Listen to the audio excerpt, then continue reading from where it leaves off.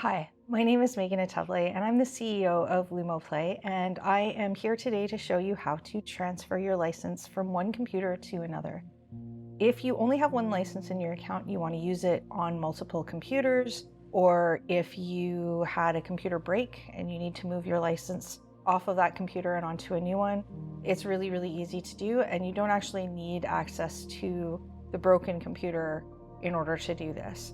All you need to do is go to lumoplay.com, log into your account, and then from the top drop-down menu, click on My Account. This will take you to your dashboard, and you'll see all of your installations right on the main page of your dashboard. So for today's exercise, we'll turn off the installation that's on my Surface. Oh, and also just backing up a little bit, all of this information is things that you entered. So when you do your installation, it's a very good idea to give that installation a name that makes sense to you. So often I'll see people just enter their own personal names or whatever day of the week it happened to be, and then when they go in and they try to figure out which installation they need to deactivate, they can't remember. So just give it a descriptive name.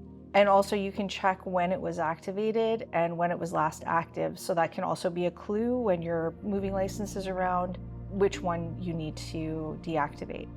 So I'm going to go in and I'm going to take the Surface, and it will tell me more information about this installation.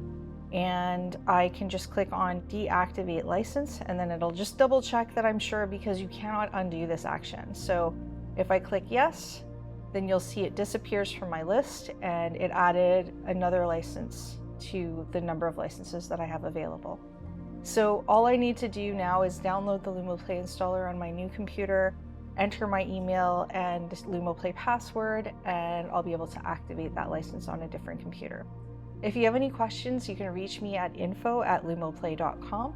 I'll be back next week with another tutorial.